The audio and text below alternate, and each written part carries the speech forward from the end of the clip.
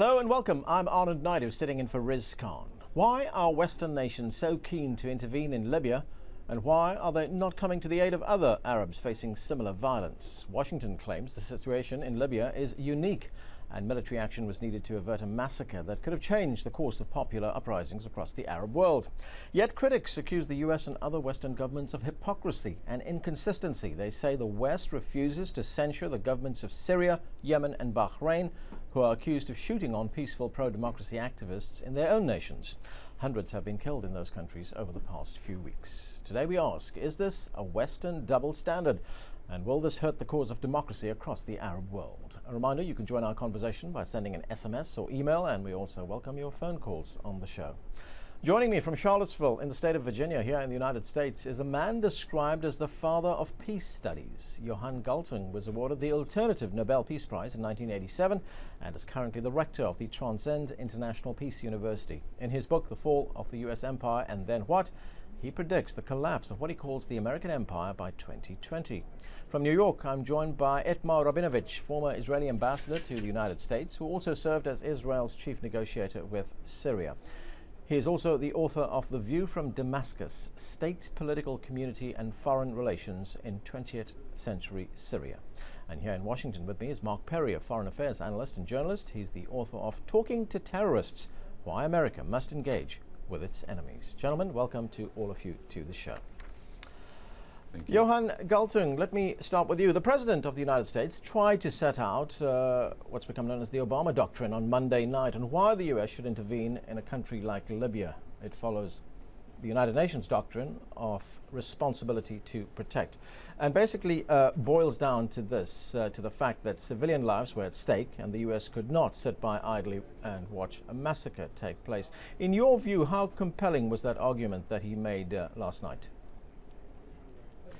He made a good case, but of course the case would have been much better if the United States would have had exactly the same willingness to intervene in the cases you mentioned, Yemen, Bahrain, and I could also say against Qasem rockets on Israel, and of course the enormous bombing attack and against civilian population in Gaza. In other words, the moment you are able not only to help your friends and attack your foes, but do the other way around, then you get the credibility. What's happening now is just a war. It's an intervention in a civil war. But you see, the alternative to that, in my view, would have been, and I would say even shame on the Arab League and shame on the African Union for not having very clearly, with all diplomatic, political, not military means, made it very clear that the parties have to come to the mediation, come to the negotiation table. So I would rather say, why did they play the game into the Western hands, the NATO hands, the US hands? Okay, Mark Perry, you're here with me in the studio. Has this what has happened, that the United States is now basically siding with one side in a civil war in Libya? I think it's clear we are siding with the rebels, but President Obama made a very good case last night. I'm not, in response to Professor Galtung, it strikes me as perverse to believe the United States would intervene against its friends. We're not going to do it. I don't know of any great power, any power that has ever done so. But in this case, and President Obama laid out the case. President Obama laid out the case very clearly. When there is an overwhelming need, when our interests or values are at stake, when there's a UN resolution, when we have a broad coalition, we're going to intervene to save civilian lives. I think the test of this is to ask the Libyan people, would they rather have us out or in? And it's clear to me they'd rather have us in. But the bottom line is, when it's in the US interest. Well, yes, that's right. But people say that and expect us to deny it. Well, we're doing this for humanitarian reasons. Of course, every great power acts in its own interest, and this is in our interest. But we didn't act unilaterally. We acted with a UN resolution, and that's the difference. Okay. Ambassador Rabinovich, one of the major differences we are seeing with the protests in Syria, for instance, is that the protesters there are not calling for regime change like they did in Egypt or in Tunisia. They want democratic reforms, but they're not calling for the toppling of the... Well, that's how they began. That's how they began, Right. But actually things picked up, and subsequent calls were for regime change. I would say that in response to your question, is in the conduct of the United States like the European powers, there is a fairly unattractive mixture of interest and principle. And Libya is also a low-hanging fruit.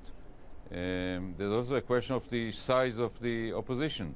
In Syria, this is very significant, but you still are not on the verge of a civil war. The violence has been relatively limited. Should things develop into a much larger scale, I think the United States would face a problem. If, let us say, Bashar al-Assad were to repeat what his father did about 30 years ago in Hama and kill close to 20,000 people of his own people, the United States and Western Europe would be under serious pressure to intervene despite present calculation.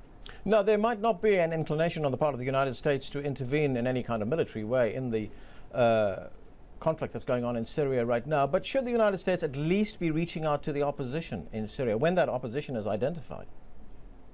It certainly should, but it is not doing that. The other day, Secretary of State Clinton made a rather unusual statement when she said that Bashar al-Assad is perceived in U.S. Congress on both sides of the aisle as a man of reform, which has not happened yet and which is a very conciliatory statement. So clearly, the United States is, the U.S. government or the Obama administration is eager not to have to face the choice. And I think it was sending President Assad, who has yet to make his speech, a message. If you walk the way of reform, the pressure on us to intervene against you militarily or diplomatically would be eased. Mark Perry, that's a good point. Hillary Clinton, there was very conciliatory, very soft on the Syrians, which leads one to believe they want something back from the Syrians. I was surprised by the statement because it was just 5 years ago that the U.S. Congress was beating up the president for, just 3 years ago, the U.S. Congress was beating up the president for actually sending an ambassador there. Now suddenly he's a reformer. This was the language we used with Hosni Mubarak. It turned out that the Egyptian people didn't agree with us. I think Secretary Clinton has, over the last 8 weeks, we've seen a number of times where she said things that have turned out to be uncomfortable. And we may regret her saying this. We're going to have to look very closely at what happens in Syria. I don't think it's by any means over. I think these protests could grow. And I agree with the ambassador. It could put us in quite an uncomfortable position. And does the United States, you believe, want anything back from Syria? Is this some kind of a gamble that she's taking, saying, look, you know? Well, what do they have to give? They're out of Lebanon. They've said that they're willing to negotiate with Israel. What can they give Israel back for the Golan Heights? They're not a threat to Israel. Can they break relations with Hezbollah? I'm not so sure that the relations are as tight as we think. Can they turn against Iran? It's been a strategic ally for many, many years. I don't see that changing. And what does that mean, turn against Iran? I don't. There isn't anything tangible there. So what do we get other than they promise to act like adults? Well, they've been acting like adults. Okay, Professor Galton, you wanted to say something? May I intervene at that point? Yes, indeed. You see, to me, the problem is not exactly. Nobody expects the U.S. to act against itself. What I'm anxiously waiting for is what U.S. wants to get in return for the Libyan action, together with others. And I assume that if you want to know something from the past, what happened in Kosovo would probably be the case. I would expect direct foreign investment. I would expect heavy American interest in the oil of Libya, for instance. And I would expect in general a kind of manipulation of the regime. But the point is this: Gaddafi stands not only for a dictatorship. He is a dictator, he's an autocratic, terrible person. But he also stood for some kind of revolution against the Western Empire. And that Western Empire is exactly what's attacking him now. It is France, England, and Italy that colonized Libya since 1911. In other words, you will have among the 350 million Arabs so many, such a percentage, who would say, just what did we say? Here they go again. We know them. It's the same old game. So the onus is on the United Nations Security Council whether it is able to administer humanitarian action in a humanitarian way, or just follow the lead of whatever kind of majority that it can come up with. And here we should pay attention to the fact that the Western powers who are now intervening count for about 500 million people. The countries, the 5 countries that abstained, are half of humanity. Quite something. So we'll probably get some action now from the BRIC countries and from Germany. And I'm looking forward to it, hoping that it will be constructive. But what kind of In the action could they meantime, take? I'm asking, what is the pay? What is the thing that the Western powers accept in return? Okay, what kind of action can the BRIC countries take at this stage? Now, I think the only action they can take now, it is late, is mediation. Turkey has already offered its services, and Turkey is an important country, very willing to cooperate with BRIC, and Germany is a newcomer. It happened to be the biggest country in NATO. In the NATO you had the old colonial powers and then 2 Scandinavian fig leaves who have been mobilized. One of them happens to be the country of the Secretary General, with his very solid anti-Muslim credentials from the way he handled the so-called cartoon controversy. In other words, we are in a very, very difficult situation. We are, from the point of view of the United States, in war number 4 against a Muslim country. I'm counting not only Iraq, Afghanistan and Libya, but also Pakistan, in reality. Now, that's number 4 out of 56, 57 countries, and a substantial number of millions of people. I don't know whether that is in the US interest in the longer run, and whether it would have been much more important and much more useful for the US to have argued mediation in a strong way. Okay, and One should be aware of the fact that Gaddafi has a kind of revolutionary magic to him still. And if Sadat and Mubarak had followed in Nasser's footsteps, Nasser died in 1970, then we would not have had Tahrir Square of the magnitude we got it. okay, I should add that the May I come in at this point? go ahead, Ambassador. Yeah. I have to take a somewhat different view. I think that Gaddafi ceased to be a revolutionary a long time ago. And in fact, Egypt, Syria, Libya, that were the epitome of the Arab revolutions of the 1960s, have all become very different regimes, still dominated by families. In Syria, we had the case of succession inside the family, Hafiz al-Assad passing power on to his son. In Egypt, Mubarak tried to do the same, and in Libya, we see the Saif al-Islam, the son of Gaddafi, at his part. These are really more patrimonial regimes than revolutionary regimes, and in fact, what we have been witnessing is the death pangs of that old revolutionary age, replaced by something that is not quite coherent. Now, I think that the military offensive against Gaddafi is not so much a matter of a Western attack on an Islamic country.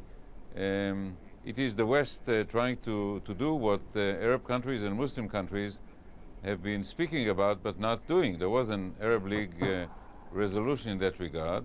But I agree with my colleague in one way. The moment the attack has taken place, the sight of American, British, French planes attacking an Arab and Muslim country got on the nerves of Arab countries and of a Muslim country, Turkey, and the reaction has been negative. So underneath all the contemporary layers, that old antagonism between the West and the Muslim world is still seething. Okay, I just want to... And I agree with what the ambassador just said to a large extent. You see, I agree with you that Gaddafi cannot be counted as a revolutionary, but the magic of the revolution is still there, and that has a certain important color to it. So I think the reaction will be extremely negative in the Arab world and in the Muslim world, and that's a substantial portion of humanity. Moreover, I think there were alternatives, and those alternatives were not used. So let me just say one final thing. In 1911, 1 century ago, the first major act of state terrorism from the air was Italian aircraft killing women and children in oases in Libya. It was a bastard act. It had a very good moral effect, the Italian newspapers wrote, and that was the year Italy colonized Libya.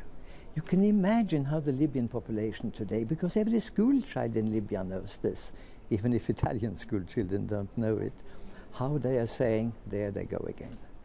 Okay, let's go to the phones. We've got a caller from Amsterdam. Rad, go ahead with your question. Yes, thank you. This debate is about hypocrisy. So in relation to the essence of that question, I'd like to direct a question to your guest in Washington, D.C., who just sat there and very subtly stated that did we make the right choice in Libya? I think that people would say yes. And I take a little bit of objection to such statements. President Obama and others do the same. I would, with all due respect, I would like to ask you, how can you make such a statement? You're not Libya. You've not done any polls or referenda in Libya, so you cannot tell.